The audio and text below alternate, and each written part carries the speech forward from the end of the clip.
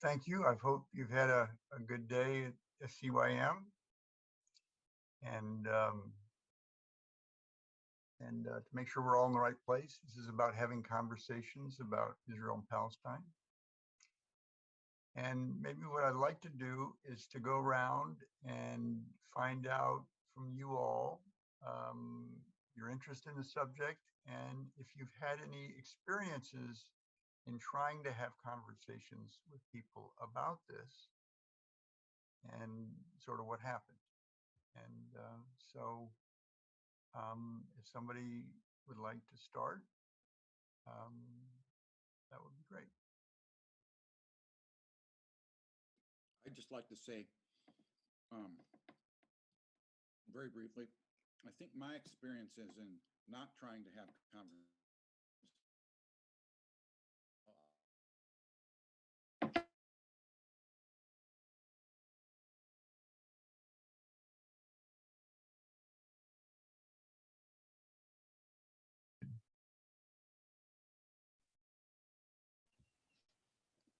I think similarly to Howard, I once reached out to a friend of ours because they had gone to the Jewish APAC. Yeah.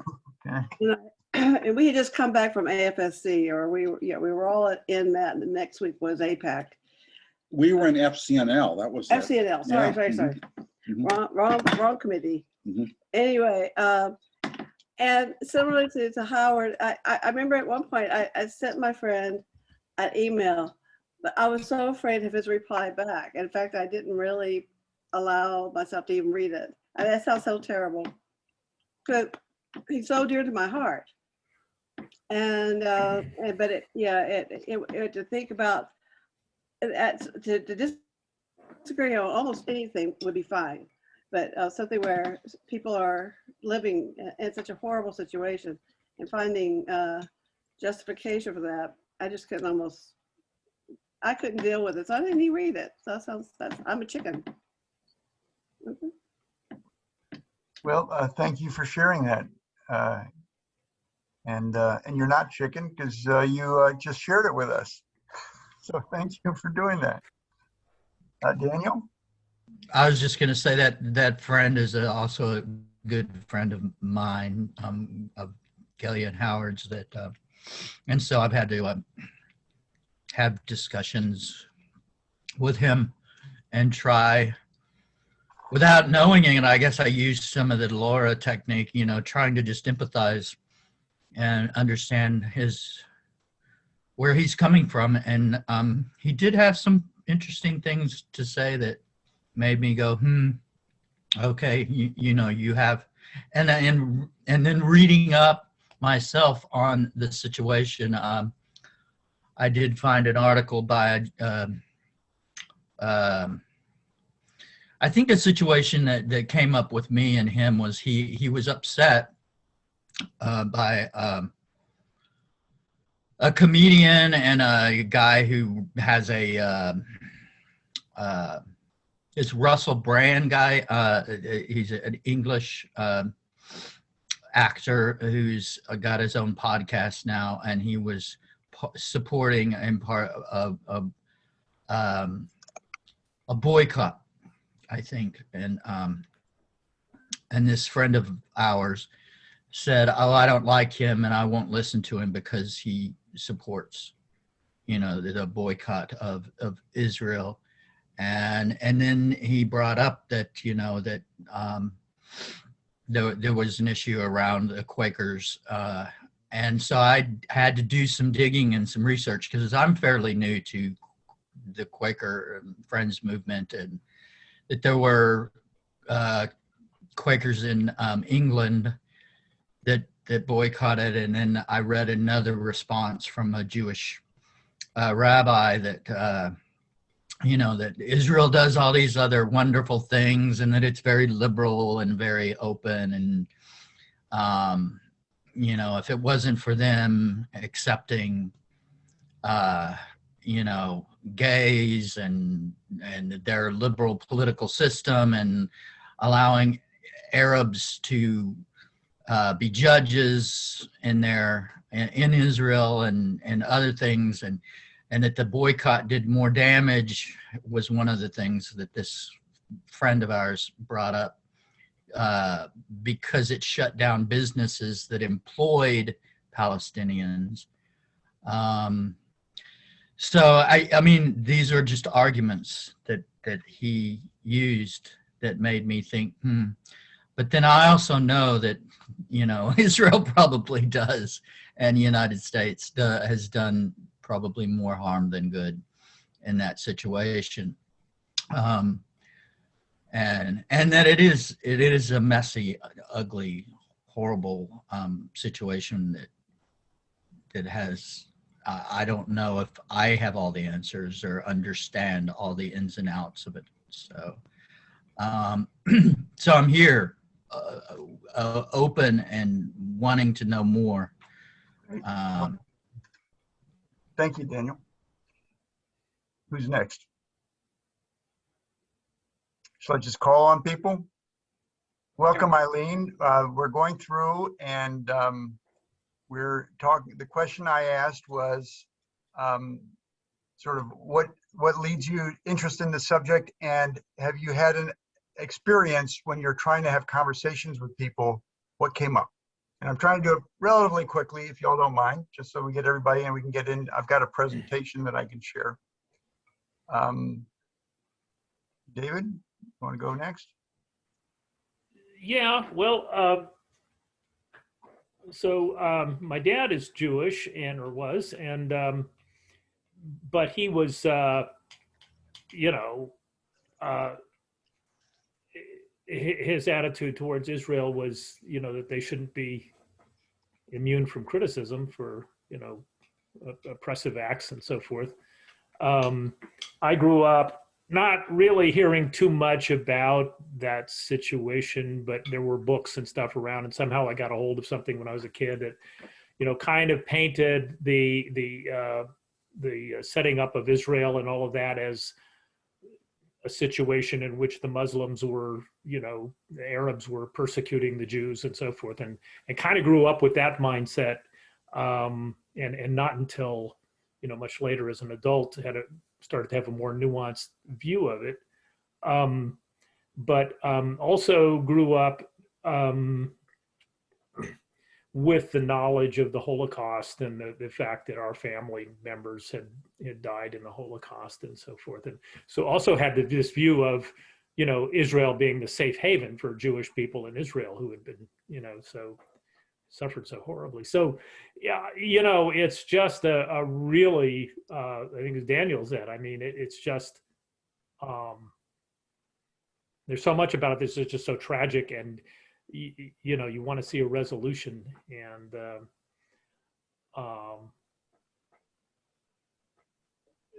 so, I just have empathy for, I don't want to see anybody suffer. I don't want to see anybody abused and oppressed. So at any rate, that's probably enough for an introduction as to where I'm coming from. Thank you, David. Lois, do you want to go next? You're muted.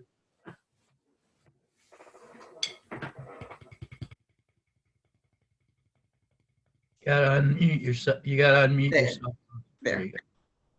Well, I've never had a discussion with anybody about the subject, but I've read about it, and it's such a tragedy that people live in the same area just can't get along. And I just wondered how these individuals could help out. And it's just, it's troublesome to think about it. I'd like to learn more about how to talk to people that have a different opinion, and Jewish people, because I did belong to Amnesty International several years ago, and there was one of the people in our group was Jewish, and she wouldn't write a letter about Israeli policemen, I think, and she thought they should not criticize Israel at all. So none of us knew exactly how to deal with it. Yeah. So it was never resolved, and I think she quit coming to the Amnesty meetings. So, and I just like to learn more. Well, great. Well, thank you, Lois. Paula, do you want to go next? Yes, I had a very good friend. I say had because she passed away, but she was Jewish, and whenever she brought up the subject of Israel, I would just keep my mouth shut, because I thought that some people believe that being critical of Israel is being anti-Semitic. And I think there's a part of me that feels that way. I am critical of Israel when they deserve it, but I'm not completely comfortable with it. Thanks. Thank you, Paula. Jane, do you want to go next? Oh, yeah. Why did I Given wait in- so long to ask you? I grew up in White Plains, New York. Okay. Come the Jewish high holy days, I was usually the only kid in my class. And there were 2,000 people in my high school class. But I have, and in addition, my meeting and my home was always full of refugees, most with tattoos on their arms. And I am old enough so that my contemporaries in my high school suffered from second-generation trauma. They knew why they didn't have grandparents. And I had a close friend who, when I said that I was going to Auburn to visit my grandparents, she said, "You mean you have other grandparents other than the ones I lived with?" And it was inconceivable to her that there was a generation older than my parents. But I've also known my whole life about the biggest big lie, that the land that we now call Israel was a land without people. And it was a land that was fully peopled when Joshua got there. When Abraham got there. Right? Uh-huh. Abraham of Ur in Mesopotamia. Right. Uh-huh. So I have always felt that was kind of not only a mixed bag, but a very tender bag that you don't know where to poke.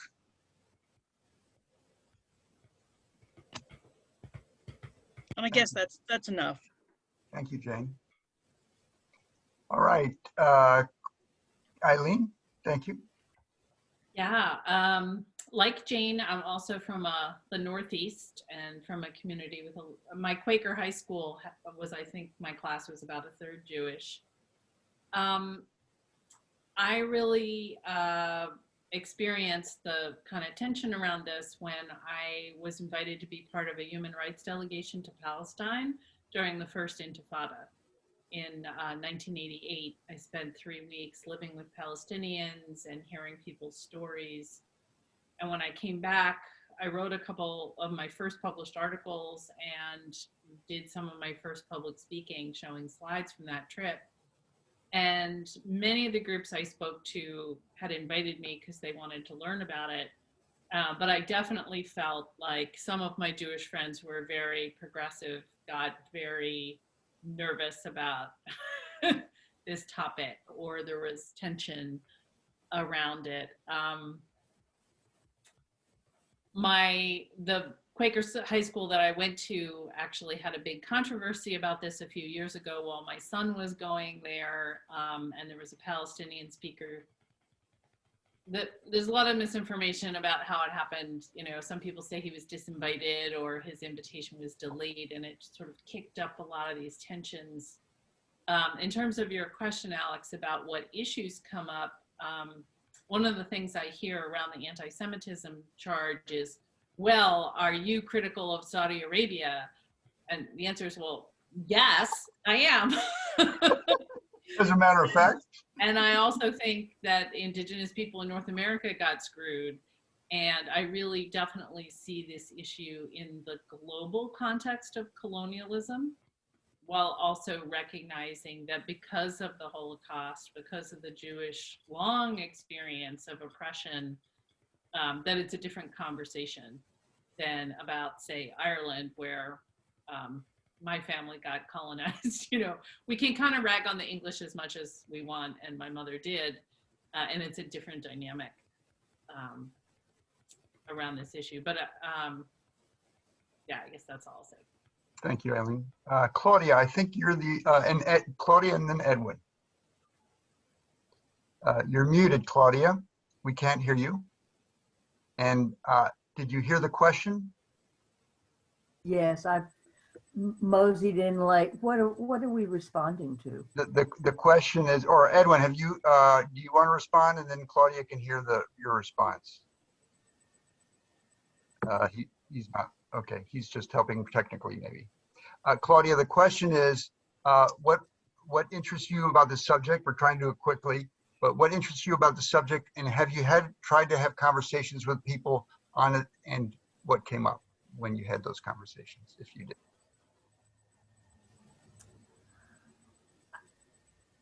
The modern nation of Israel is 5 months older than me.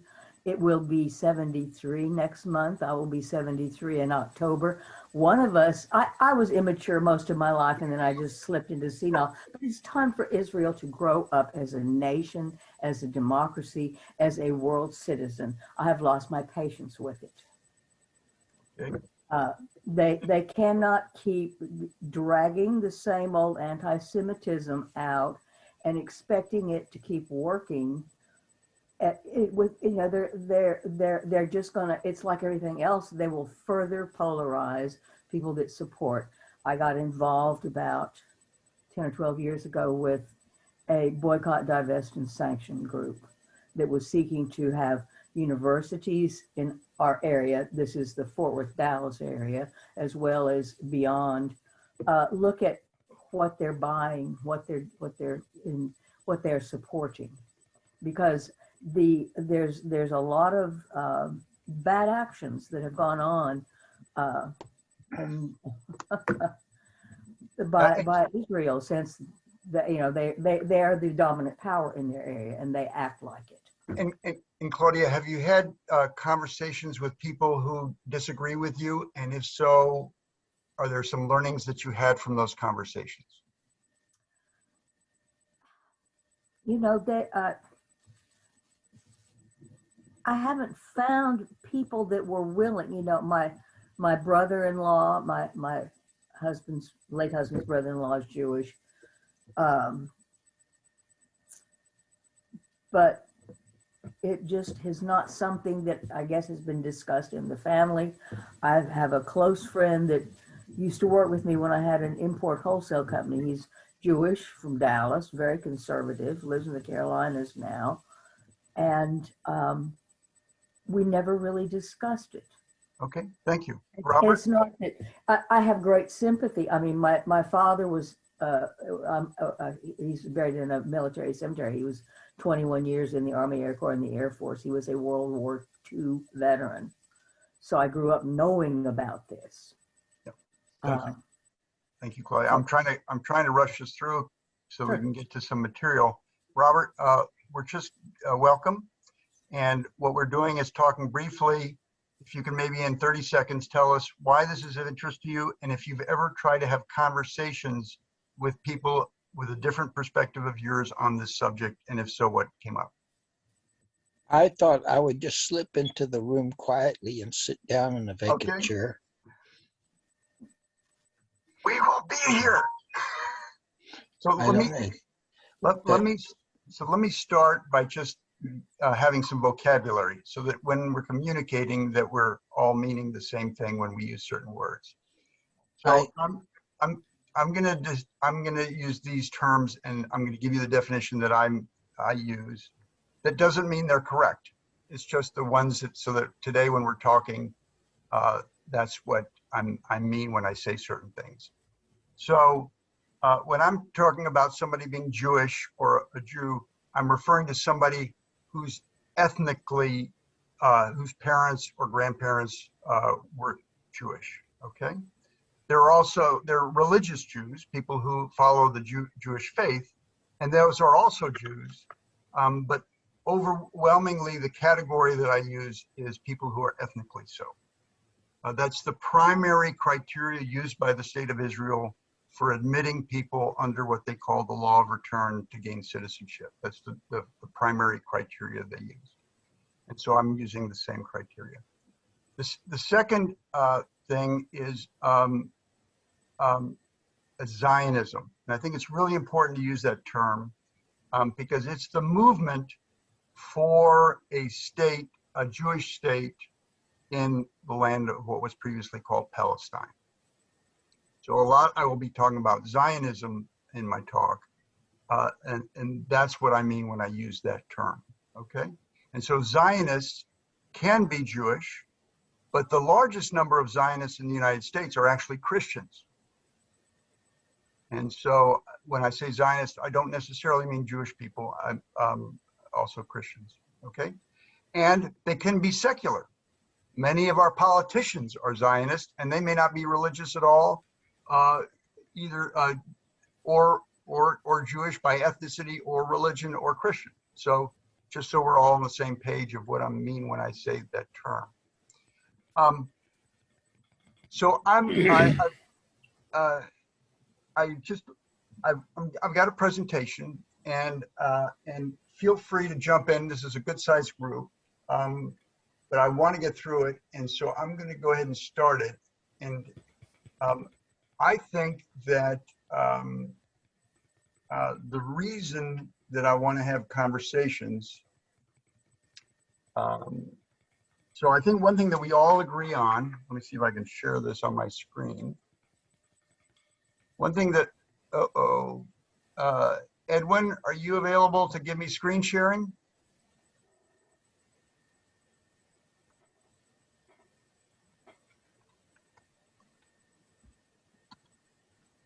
You should be able to share your screen. There shouldn't be any restrictions on it.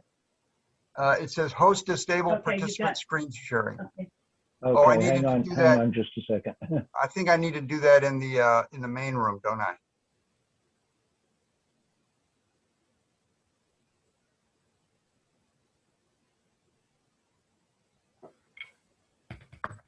I think I got Edwin, I apologize. Now I'm remembering having received an email that I need to do that in the main room.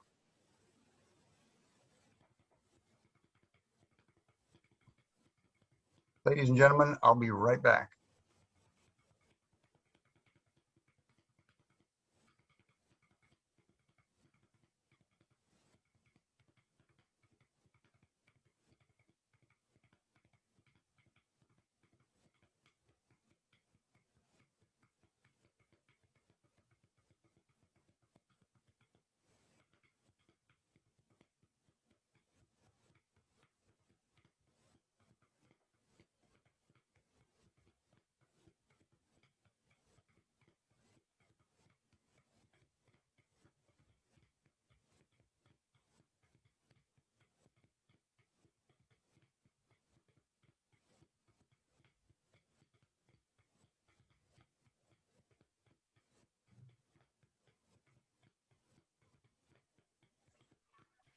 Okay, I'm back, and I have the power. All right. So here's why I want to have a conversation today about conversations. And that is because I believe that the best way to have peace in Israel-Palestine is for the American public to be aware of the situation and to be able to talk with each other about it. And I will explain why in the presentation. And one thing that I find very interesting, I'm from the perspective, I didn't share my story, but I've spent a lot of time on this subject. I've been over there as well. And I've written one book which is published, and I can share that with you, on conversations specifically. And in another one that's about to be published on the situation, history and the current situation. And so what I've learned is that if we want to be able to have conversations with people who have different views from ours, that in fact, and I'm assuming that we are from a position of wanting equality, the Quaker testimonies of peace, integrity, equality, and community,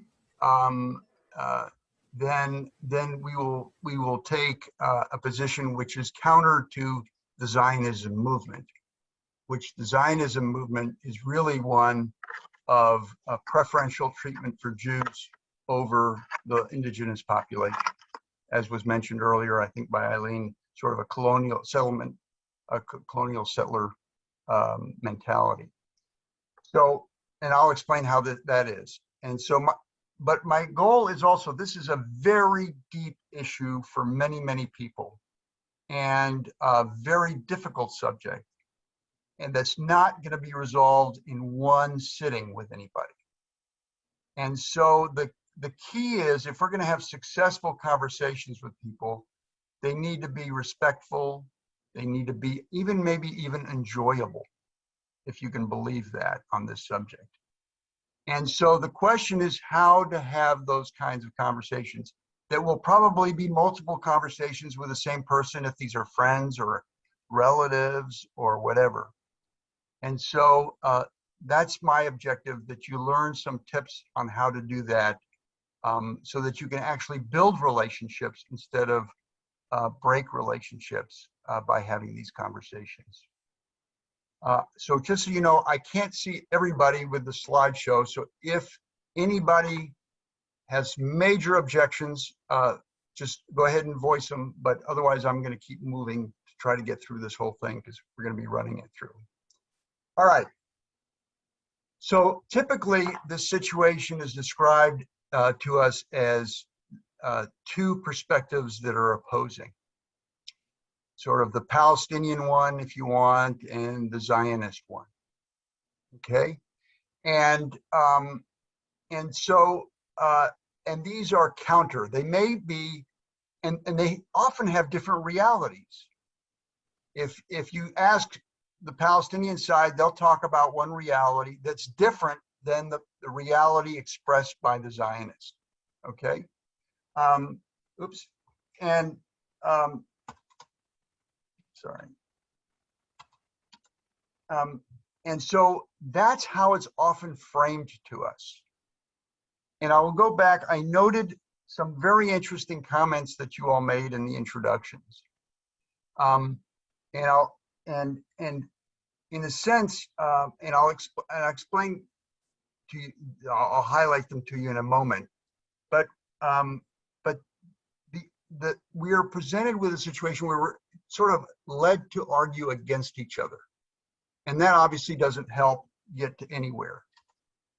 And so the primary Zionist narrative, and I'm simplifying it quite a bit, is that since its inception, Israel has always been on the defensive.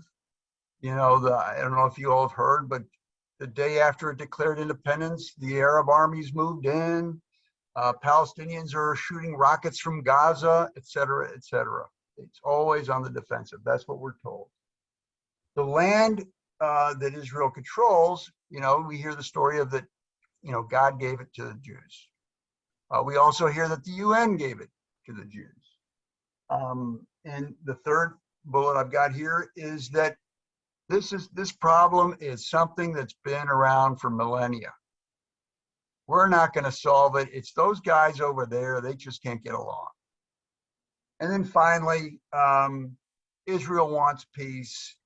And, you know, it's really hard with all these aggressors all around them. They're in a tough neighborhood. So I hope these sort of resonate with you as things that you've heard in the media or from politicians.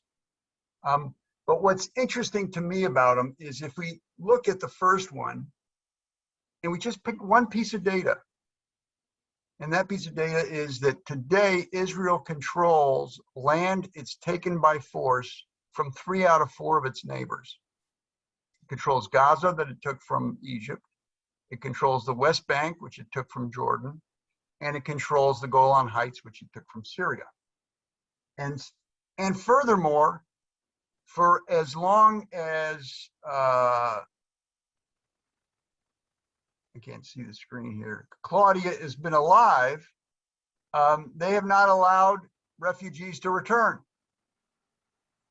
And so that's not exactly defensive if you don't let your indigenous population come back. So in a sense, that sort of, something doesn't add up with that first bullet.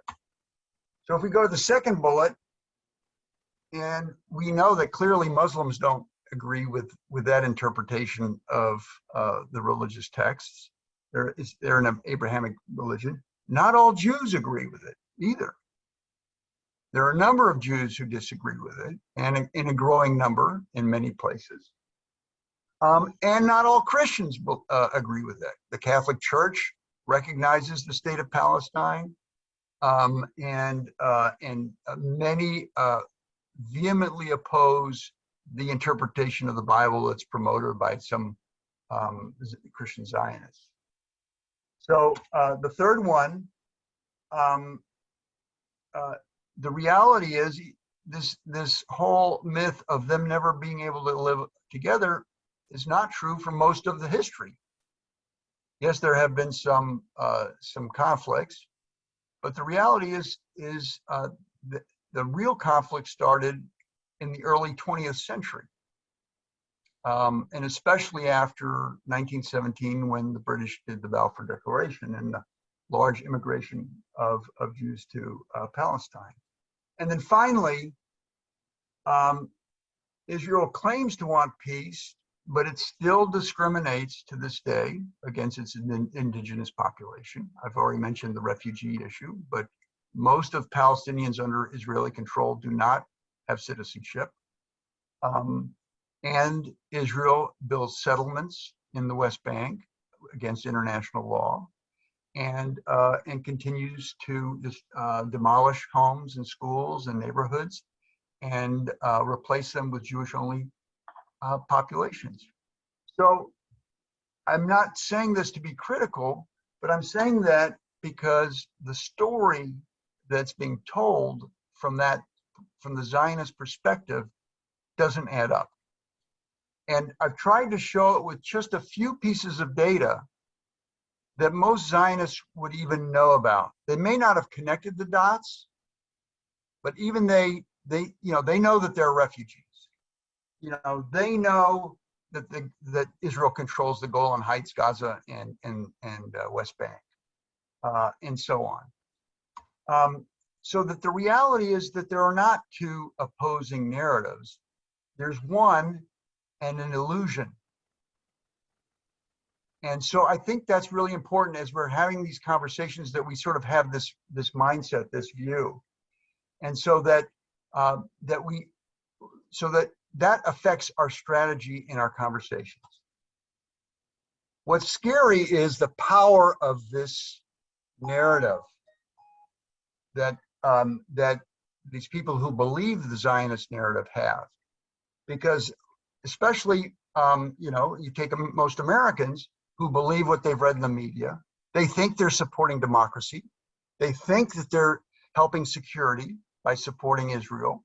They think that we're supporting Judeo-Christian values and peace, and that we're fighting terrorism and hatred by supporting Israel.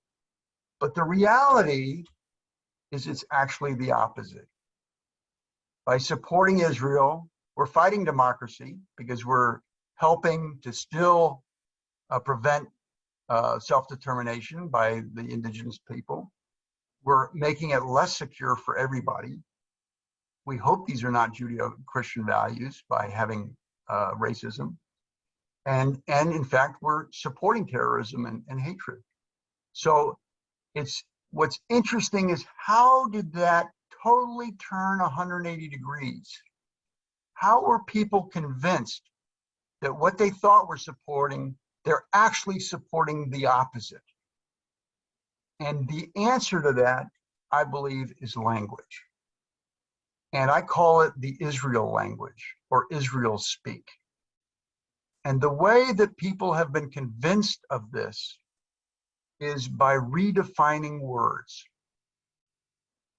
So the word defensive that we just saw in those 4 bullets, defensive in the case of Israel is really, instead of opposing the taking of land and oppressing people and violating human rights, it's actually supporting those actions.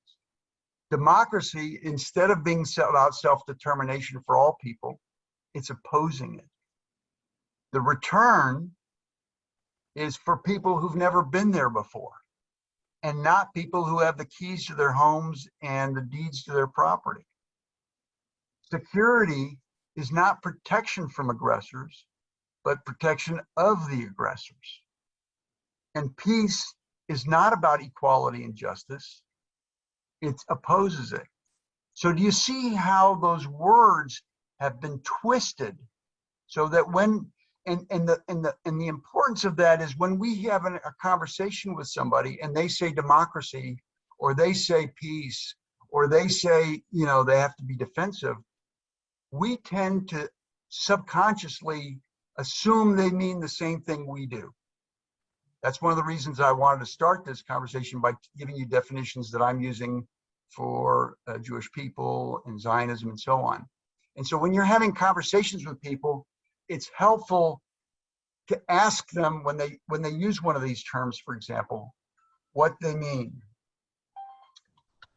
Okay, Alex, I have a question. I mean, this has come up with my friend and others on the issue of security. The question would be framed around what's Israel supposed to do when they're being bombed and rockets are being shot into. Yeah. Okay. How are they supposed to protect themselves, and do they have a right to protect themselves? Yeah.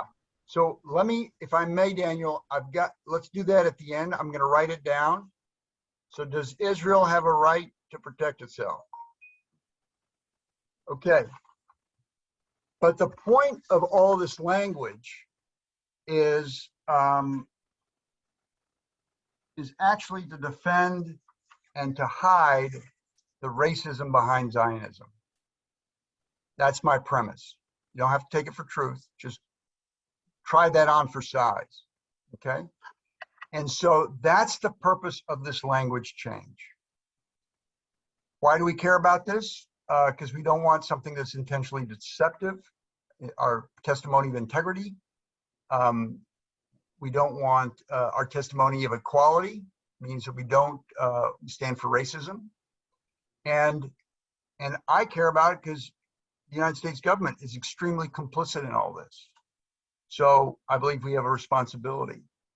And the way to change the situation, unfortunately, the society and the politicians in Israel really have no incentive. There's no, you know, it's not worth their time. They're in a strong position. And unfortunately, our politicians, through campaign contributions, one of the people mentioned earlier, AIPAC, extremely strong lobby. The Christian Zionist lobby is extremely strong. So the reality is it's up to us. The ball's in our court. So what do? We have to have conversations. If we want peace in the Middle East, it requires conversations that we're able to reach out. And so I divide people to reach out. When I think about who to reach out to, there are different categories of people. And here's how I look at them. There are people who believe the myth the stuff that we've been told, the 4 bullets at the beginning of this presentation. And there are people who know that it's not true, but still promote it, okay? I don't waste much time on the latter group, the purposefully deceitful. Now, I put the remaining, those who just believe it, into 3 categories: the Jewish Zionists, the Christian Zionists, and the other. Secular people who just heard it in the news. And the brightest green for me is the other. They really don't have a dog in the fight. They just believe it because that's what they've been told. And the prime, the lowest hanging fruit are people who stand for equality. So if you have other organizations which you do human rights work with, that you stand for democracy and freedom and so on, that's great. Some people maybe, especially if you're trying to get people more on the right, who are worried about fiscal responsibility and that our taxes are going to something that's to a country that already has nationalized health care and lower debt per capita than we do, then they might be good people as well. The next best, I think, are actually the Jewish Zionists. And the reason is there's so much talk all the time about anti-Semitism that they are very sensitive to racial injustice. And so if one just holds up a mirror to them about racial injustice, they might be a little bit more sensitive and receptive. I hate to say this, but Christian Zionists, I don't see as racially sensitive. You know, and so one has to work a lot harder with a Christian Zionist at bringing up the race issue for them. And I want to share with you, just to give you a glimpse of the racism that's in the narrative that we may not even observe. So during the introduction, I think it was Daniel who said that allowing Arabs to be judges, if I got that right. Yeah, Now, yeah. The argument imagine, that I read and I understood from my friend was that, you know, that Israel is a very democratic country that allows, you know, for, you know, equality and justice and blah blah blah blah blah blah blah blah. Yeah. So let me. I don't want to interrupt, but I got a lot of slides to go through. So let me just point out something. Pretend I like to play Mad Libs. Everybody know Mad Libs, where you change the words just to see. So now I just want to take that phrase and pretend we're in the United States, and instead of Arabs, we're going to say African Americans. If I told you, hey, we're democratic, we let African Americans be judges. Holy smokes, don't you think we would have people in the streets by saying that? What a racist comment, right?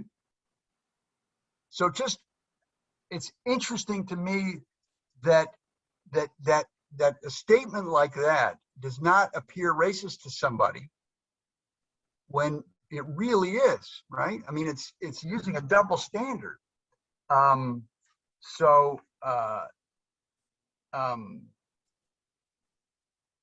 You know, so anyway, let's keep going. But so what do? Now here's a strategy that I recommend.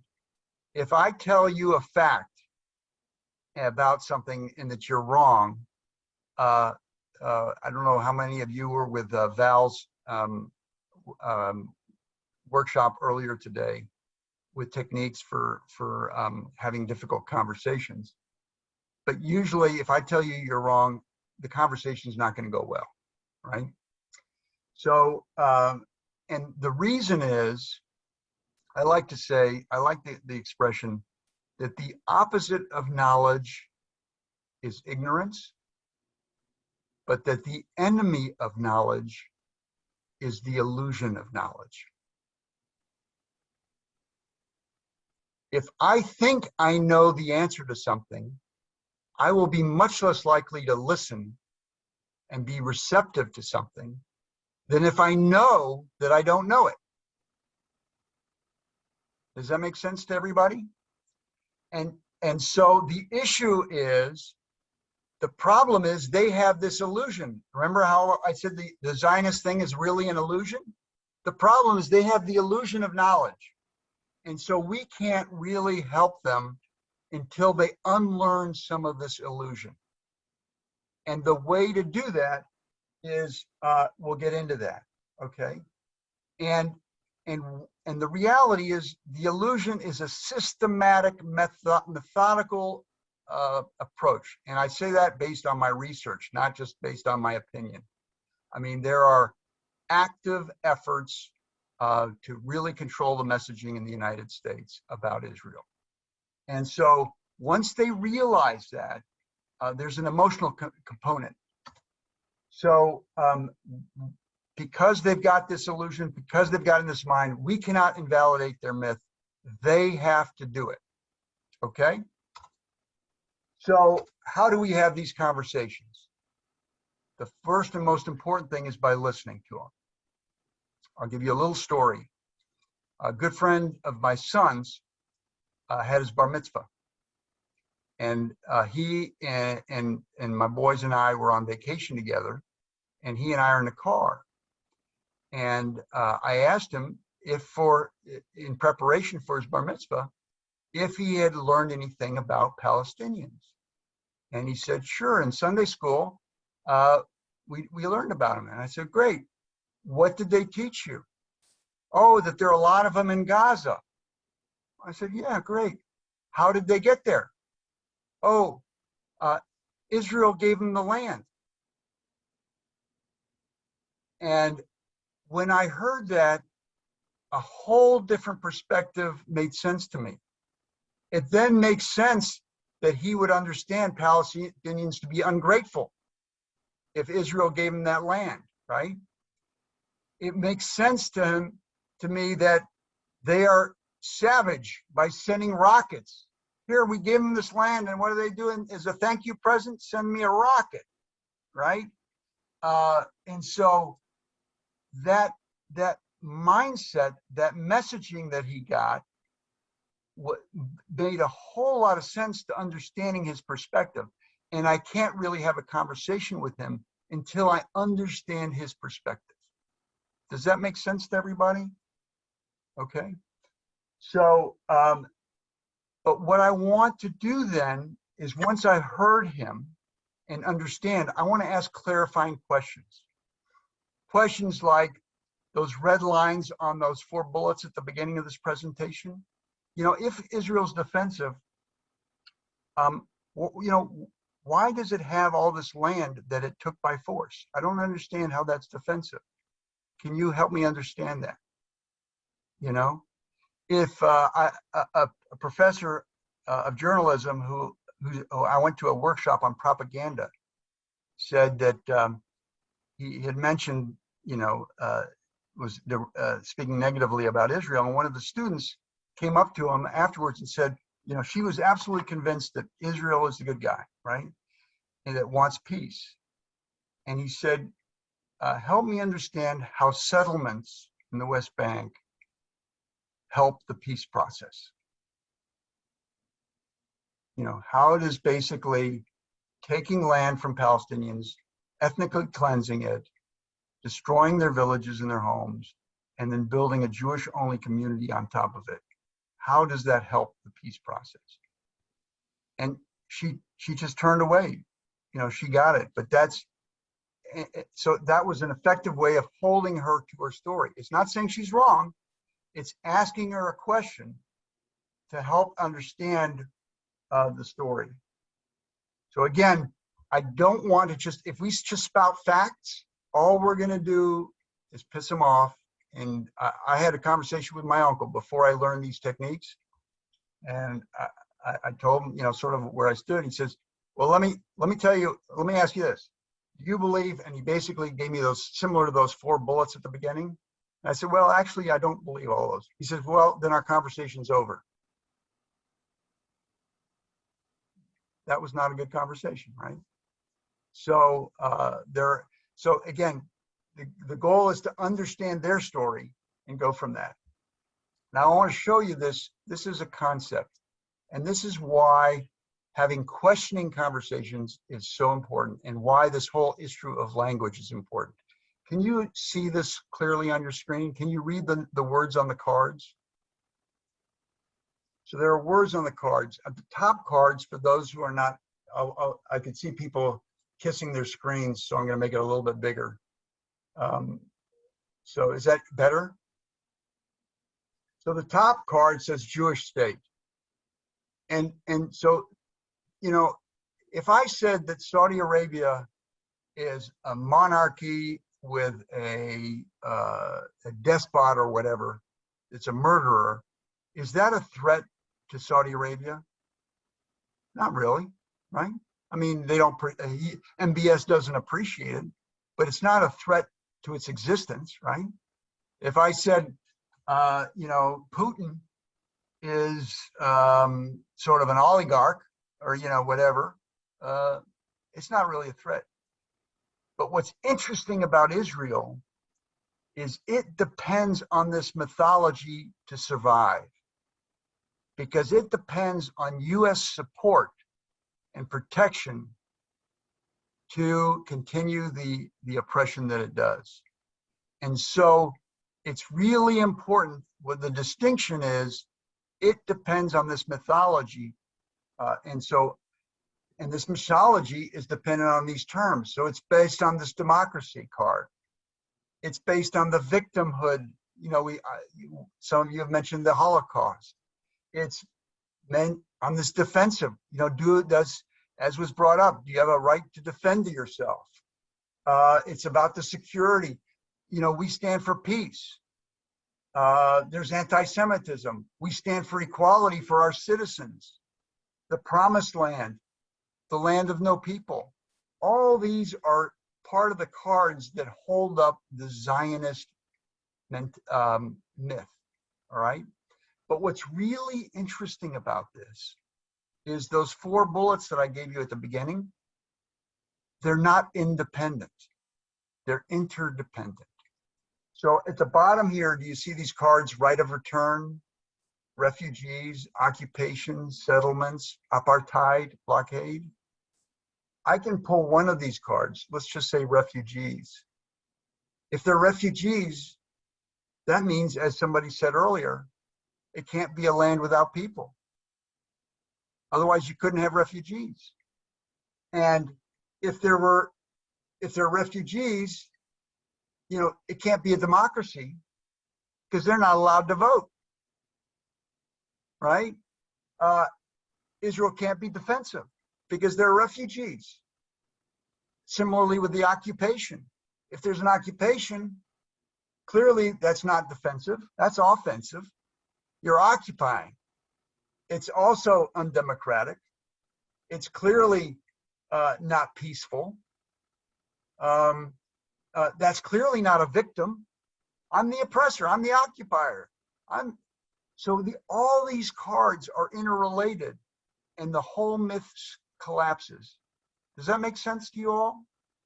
And so that's what's great about, for us, our cause, is we don't have to give them the whole story. First of all, it's ineffective while they still have the myth in their mind, right? That illusion of knowledge. But if we just can have the conversation like I just asked these questions or made these statements, turn them into questions, we can really help move the conversation along. So the conversations are actually the greatest threat to Zionism, because we will expose how it's an illusion and how it's a myth.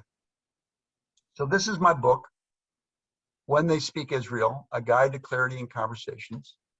And what I do is I take 18 standard expressions, many of which you have already shared in your introduction.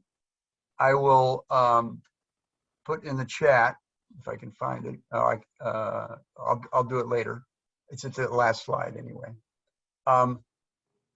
What those, I'll go through them. And then and I basically break them down. And one of them is the one that you asked about, right to defend itself. And we can pick that one if you'd like to go through in detail of how I handle that. I go through similar expressions, basic facts. Again, the facts are really for you, to give you some confidence, some background. Very few of the facts are the ones to share with them, because the goal is not to tell them what they don't know, but more for them to explain it to you. And then I unpack what I call the Israelspeak in that narrative. I boil it down to the core issue, and 95% of the core issue is racism. Okay, but how that particular expression relates to racism. And then as a Quaker, I had to end with queries, right? And so I provide a list of queries that you can share with the person in the conversation that will both help you discern how to move forward. So I've got these 18 expressions into 6 categories. Starting with one that you've probably heard the most. Oh, you know, that's so anti-Semitic, right? Why are you singling out Israel? Somebody mentioned that. Hey, why do you pick on Saudi Arabia? Okay. You may have heard also that view is not balanced. It's pro-Palestinian. Okay. The second group is pressuring the acceptance of a Jewish state. So it's, do you believe it has a right to exist? You know, the UN gave Israel to the Jews because of the Holocaust, or God gave them. The third group is justifying Israeli actions. There's the one that you mentioned, Daniel. Does it have the right to defend itself? Israel has and also against Arab nations, not just the Palestinians. And then like the wall in the West Bank, it's there for, you know, it needs to protect itself, right? Groups 4 through 6, one is demonizing or criticizing Palestinians. Not all Palestinians are really refugees. I don't know if you all have heard that one before. Just those who survived, not their kids. Demanding Palestinian right of return is a ploy to end the Jewish state. You know, Palestinian kids are taught to hate Jews. So that's sort of demonizing Palestinians. Group 5 is what I call an alternate reality. So there's no occupation, I've heard some people even say, especially like of Gaza. You know, that's the second one there. Or Jerusalem is the capital of Israel, like that's a given fact. And Israel wants peace. And then the final group, you know, it's how they're like us. So, you know, so let me ask you this. Just show of hands real quickly, without looking at the screen, because it'll give you, close your eyes and raise your hand if you believe Israel has the form of government that's closest to the United States in the Middle East. Show me your hand if you believe that's true. Okay, if you don't believe it's true, raise your hand. If there's another country that has a form of government in the Middle East that's more like the US. All right, there seems to be a lot of uncertainty. The reason I bring that up is interesting. And to me, this is again part of the propaganda, because actually Lebanon is a republic, you know, and it has a constitution. Turkey, also part of the Middle East, is a republic. And so that actually those forms of government, although they clearly have problems as well, are closer to our form of government than that of the US. So actually, a democracy is negative. It doesn't have a constitution. So when they say it's the only democracy in the Middle East, that messaging is like it's a good thing. In fact, it's a bad thing. It's not as good as a republic. So anyway, that's again how this language is really twisted in this world. So let's go to an example. And I picked this one, but for Daniel, let's go find, I have the document here. You all see the book here? I'm going to go look up right to defend itself, page 72.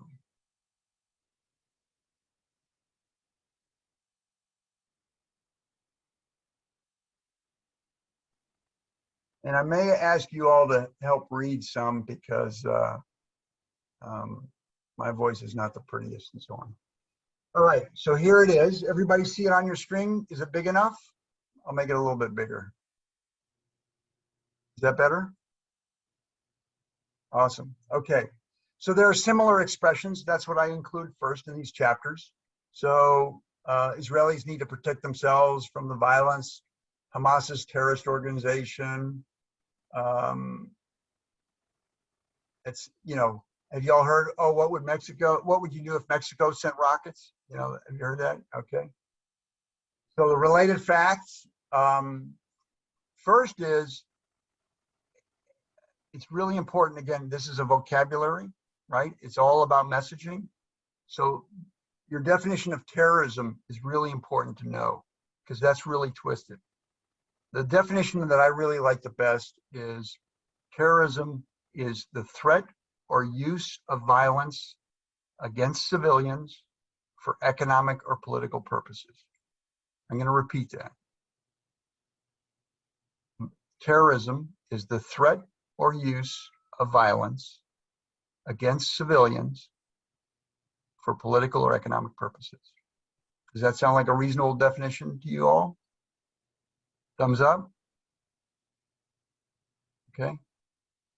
Using that definition, what is the biggest terrorist organization in the world? Anybody want to speak up? The U.S. Exactly. Right?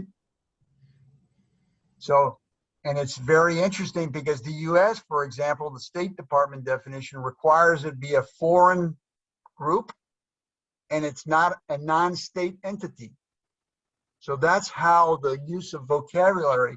So it's not, the U.S. doesn't just make what you do to be a terrorist, it's who you are, which is discriminatory in itself, right? So I just want you to have that as background. When someone says terrorism, you might say, well, you know, here's my definition of terrorism. Does that make sense to you? Because in Israel-Palestine, who's the absolute, undeniable greatest terrorist? Israel, right? Occupation is terrorism. The blockade is terrorism. Demolishing somebody's home is the use of violence against civilians for political and economic purposes. And they live with it every day while they're sleeping. All right? So anyway, so these are related facts. I've just here mentioned 70% of the people living in Gaza are refugees. And I go on. I won't bore you with all these, but it just gives you an idea of the section. Here's one. The notion of Mexico attacking us is not a good analogy for Gaza rockets in Israel. The United States does not occupy or blockade Mexico, and most of the people in Mexico are not from north of the Rio Grande. So it's very, very different. Unpacking, so then what I do is I unpack the expression of right to defend itself. Does somebody, Daniel, you want to read it? Since this is your... Okay. Unpacking the Israel language. The unspoken narratives underlying the question, doesn't Israel have the right to defend itself against Palestinian violence and terrorism? Include the following. Israel is the victim rather than the oppressor. Israel is defending itself rather than attacking. A state rather than its people has rights. Israel does not include its indigenous people. Otherwise, how can a state defend itself from its own people? Israel has rights to the land it occupies. The whole framing of Israel being defensive is important to put into context. We can skip over the everyday examples of oppression and attacks against Palestinians and still see the twisted framing of the Israel language. Just look at Israel's major historical milestones to deconstruct the Israelspeak. Do you want me to keep reading? There Yeah, is somebody else, if somebody else would like to read, somebody else like to read? Just speak up. I can't see everybody, so just somebody speak up and read. This is very interesting. I'm actually wondering if we're going to have any time for Q&A. I would rather do that than. So let me do it real quickly so we can do Q&A then. All right, so anyway, you'll get an idea. So there's nothing defensive about Zionists having, and so on. I boil it down to the core issue. Here's the core issue. Israel has always violated international law. So it's really not defending itself. Israel has always violated human rights and has always been on the offense. So when it says, does Israel have a right to defend itself? It's not defending itself. It's always been on the offense. So then the question is doing sample queries. So here are some sample queries. I give a whole strategy in having the conversation, but here it is. Does a country or its people have the right to self-defense? What does it mean for a state to defend itself from its own people or the people it controls? What does it mean for a country to not recognize as its people a population that has always lived on the land that the country controls? So then there's a whole section on who is Israel. When you say Israel has a right to defend itself, is it its citizens? Is it the people that have always lived there?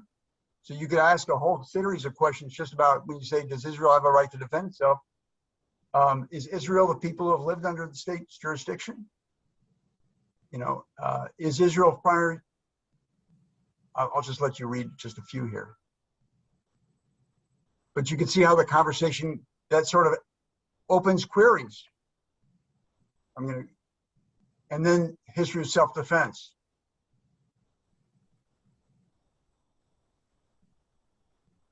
Is the blockade of Gaza defensive? You know, they block exports. All right, so I will just go to the end here. And so what I want you to get out of today is that we're the ones who have to change the situation. It's not going to happen from our politicians or the people over there. So that we have to do it by having conversations. And we need to build relationships to do that. We need to ask clarifying questions and hold them to their story because their story doesn't hold water. And then you can get this book. And I'd like you to think about who you would talk to. And with that, Eileen, questions? And everybody else. I'll stop screen sharing and I will put it in the chat if you want to get the book where you can get it. And, okay, that was going to be my question. Where can we get the book? Yeah. This is touchy because, as Gelia mentioned, this friend of ours is a very, very, very close and good friend. And I mean, I love this person. We've got a history together. We work together. I consider them a close friend and almost like family. So let me and I don't want to alienate them or hurt their, well, maybe I do, I don't know, hurt their feelings. But how do we have these conversations without, you know, just shutting people down or shutting them out altogether? Yeah, so I don't want to interrupt, but I want to make sure that I honor the time issues. So the first thing is I'm absolutely convinced that the people, clearly the Palestinians are huge victims in this conflict, right? I mean, they are under oppression, etc. But I also want it to be really clear that Jews are huge victims as well. And the deception really affects them. I've got a book right here by a guy, Richard Foer, and I've got another one right here, Reclaiming Judaism from Zionism. And this is just stories of people, of Jews, who went through the realization process that they've been lied to their whole lives. Their identity was a story. And in an upcoming book that I'm also writing, I describe it sort of like when I learned that Santa Claus was not real. I think that's a good segue. I'll let go of my question because I don't think we have time for it. But my comment is that Ibram Kendi, in writing about anti-racism in the United States, anti-Black racism, uses terminology that I found really helpful: the producers of racist ideas and the consumers of racist ideas, which I think tracks with what you were saying about people who know that this stuff isn't true, and that you do need to have a different strategy for people who have consumed racist ideas but aren't the people, you know, directly propagating those lies. And I will add to that on my trip over there, it was interfaith, and the trip was the hardest for the Jewish members of our delegation. I mean, it was, I mean, one of them cried after talking to a soldier who would not let the Palestinian guide go up a street, and we Americans could. I mean, and she spoke in Hebrew to the guy, you know, and in this book, like I said, Reclaiming Judaism from Zionism, you know, tells the story of all the Jews. And in some of the comments earlier, like I think David said that you know, that somebody's dad was Jewish and couldn't put Israel above criticism. The association of Jews with Israel is racist, because it assumes that Jews support a racist society. Does that make sense? And now I don't want to break that to a close friend right on the first visit, but that helps me in my work with Jews, because they are really victims in this, and I need to break it to them carefully of how Santa Claus is not real. But, you know, I need to tell them, I need to ask them, how does Santa Claus come down your chimney when you know he's fat and your chimney is an 8-inch diameter? You know, and at some point they're going to go, you know what? That doesn't make sense. And it's not for me to tell them it doesn't make sense, but I can definitely ask the questions. Any other questions before we break? A big aha for me seems to be, when you were speaking, the analogy that popped into my mind was how we've treated the indigenous populations here in America, Native Americans, and putting them on reservations and so on and so forth. And, you know, the idea of blockading, you know, a whole, and the idea of manifest destiny, I guess, that sort of thing, and being a white kind of supremacist policy, colonization, and those types of things. Yeah. So, what's different about us and that and the situation in Israel is we definitely both had major sins, racist sins like that. But at least today, the Native Americans have the right to vote, and they can live anywhere they want in this country.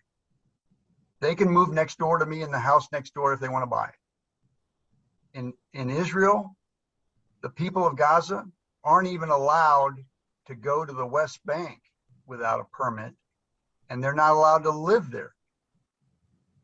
they're not even, and of course, they're not allowed to live in Jerusalem.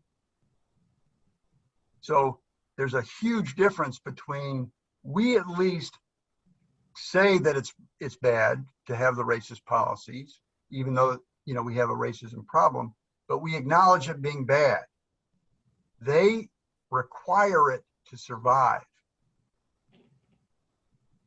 And that's why these conversations are the existential threat to Zionism. Oh, okay. So, I mean, we're partitioning, I mean, they've completely partitioned a portion of their population, and it's almost as if they've imprisoned them. They have imprisoned them, yeah, especially the Gaza. David, you have a question? Yeah, so I mean, ultimately, Alex, what do you see as the end result that you desire for the state of Israel? I mean, what happens to it? So first of all, I am an American, and therefore I don't believe it's my role to say how people elsewhere should live. But what I can say is what I want my country to do. And as a Quaker and as a human being, I don't want my government to support any government that requires racism to survive. And so I don't want my government to be protecting the violations of human rights in the UN Security Council, as we have done. Over half of our vetoes have been to protect Israel from violations of human rights. I oppose us making Israel the #1 recipient of foreign aid because it's used to violate human rights, and military cooperation. We guarantee through the QME military advantage over all its neighbors combined, and it uses that with impunity when it attacks. I mean, it controls the Golan Heights, not even part of Palestine. So to me, the issue is, my role is, as an American, I don't want to support oppression, and therefore, you know, that's my role. Does that answer your question, David? Somewhat. Okay, so let me answer the rest of it. Here's I'm a big fan of Miko Peled, whose dad was a general in the '67 Six-Day War. He's Israeli. And he said that, I said, well, how do you think this is going to end? He says, one day, Israelis are going to wake up and they're going to pass a law of equality, just like we had civil rights. He says that'll be it. Now, I worry that there'll be a civil war, because there are some very far-right people, especially in the West Bank, Israelis, and they're all armed to the teeth. And there could be a bloodbath just because a dead Palestinian won't be in the way, whereas a live one would. But in any event, I think the ultimate solution is equality. Claudia, did you have a question? You're muted. It is 7:30. Do you think there's any possibility that we will ever convince our government to quit showering so much money on Israel that they do not need? Yes. They're not the highest in total dollars, but quantitatively per capita, they get, this is a few years back, almost $300 per capita. The next closest is 160 for Afghanistan. That involves military aid and humanitarian. They don't need it. We give them the money so they can buy our weapons. And yeah, that's a circle we can't break, can we? I will quote Hanin Zoabi, who is a Palestinian Israeli Knesset member. She's no longer, but she was. And when she was asked, "Are you hopeful or optimistic or pessimistic on the situation?" she says, "I'm neither." She says, "I continue the struggle because to give up the struggle would be to give up my humanity." And so the issue is, we need to do what's right. And, you know, it's Rosa Parks on that bus. That was not the first bus on which she was challenged for giving up that seat. It's just the one that we happen to know about. but she did it many times before.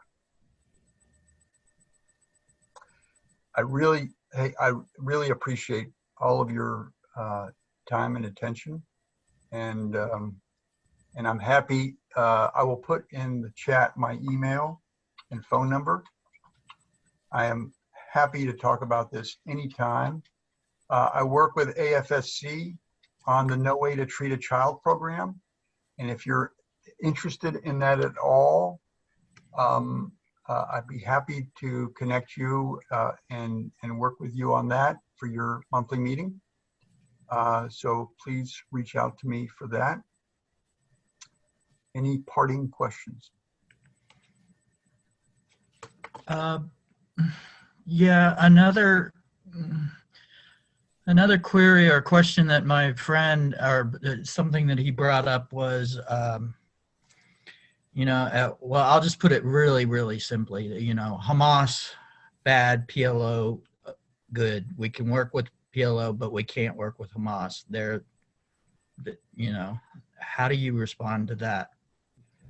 So that is part of the narrative of when you say work with, it sounds like negotiation. When you say work with, it's sort of like we can work with them.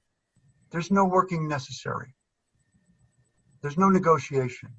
It reminds me of when Martin Luther King went to see LBJ in the White House. And LBJ said, LBJ was such a great guy in the Senate. I mean, he knew everybody, what positions they have, where their goats were tied, how to negotiate, how to get a group. And so LBJ says to Martin Luther King when he comes to the White House, he says, look, I can get you this part of I can get you this, but I can't get you that. And MLK said, Mr. President, I appreciate that all, but I don't think you understand. We're asking for equality, not half equality. There is no such thing as half equality. Either you have equality or you don't. And we're asking for equality. And so likewise, it's all in Israel's hands. The best way to get rid of Hamas is to give Palestinians equality.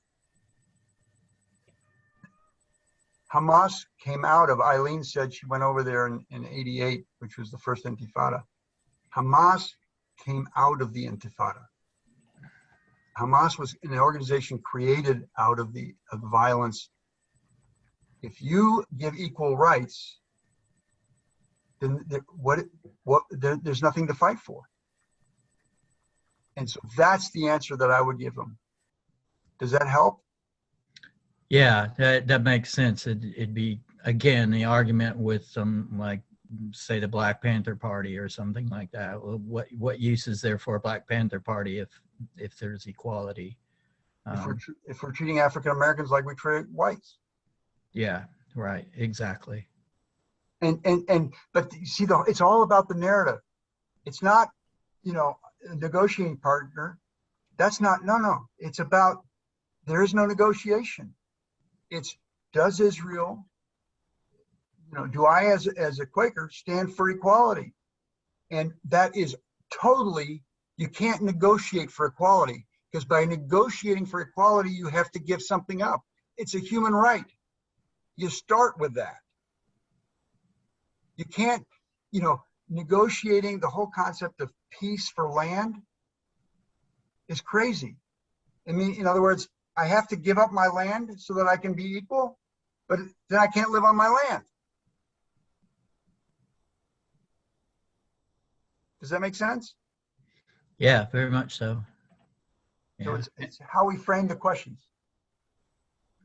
And I recently saw somewhere where a true story where a family was evicted from their home and property so that pretty much taken by force. Yeah. So that's happened in tens of thousands of cases.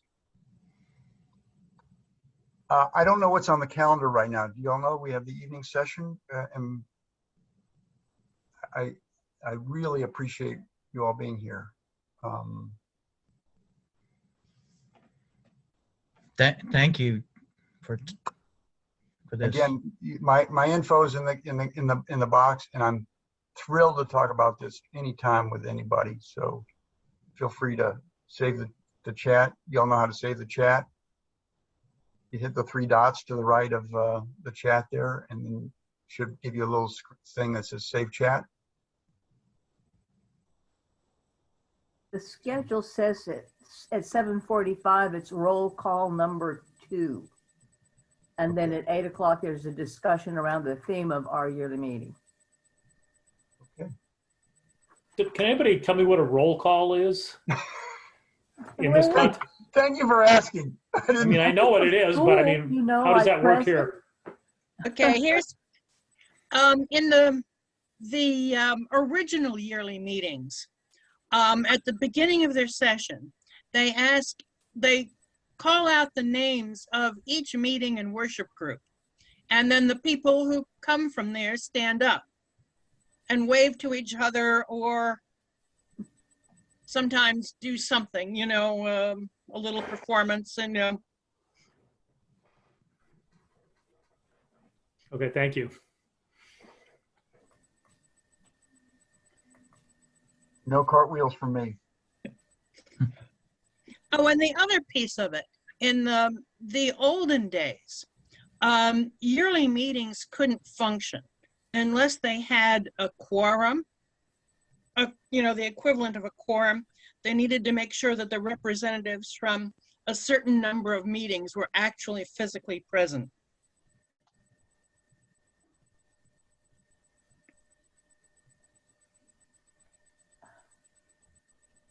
Well, thank you, friends. Should we close with some silent worship, maybe? I think we're going to get closed out in a second. All right.